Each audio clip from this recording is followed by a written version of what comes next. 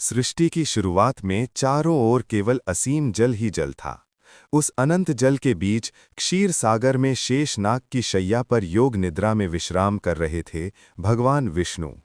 भगवान विष्णु की नाभि से एक दिव्य कमल प्रकट हुआ।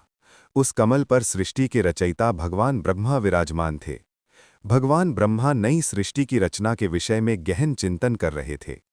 उसी समय भगवान विष्णु के कानों के मैल से दो भयानक और अत्यंत शक्तिशाली राक्षस उत्पन्न हुए, मधु और कैटभ।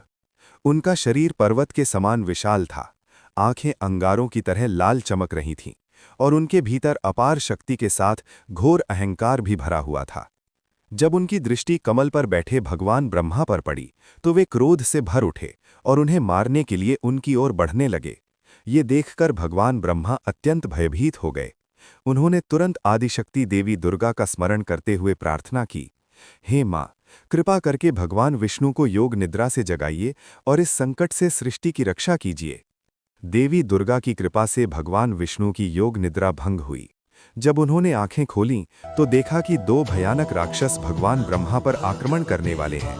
तब भगवान विष्णु तुरंत उठ खड़े हुए और मधु तथा कैटभ को युद्ध के लिए ललकारा। इसके बाद एक भयंकर युद्ध आरंभ हुआ। भगवान विष्णु और उन दोनों राक्षसों के बीच हजारों वर्षों तक भीषण संग्राम चलता रहा। मधु और कैटभ अत्यंत बलवान थे, परंतु भगवान विष्णु की दिव्य शक्ति और बुद्धि के सामने उनकी शक्ति भी कम पड़ने लगी।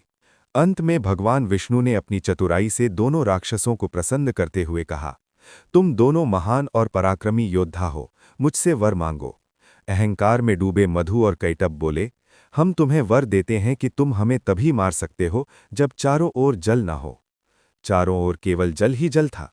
भगवान विष्णु मुस्कुराए। उन्होंने तुरंत दोनों राक्षसों को अपनी जांघों पर उठा लिया जहां जल नहीं था, और वहीं उनका वध कर दिया।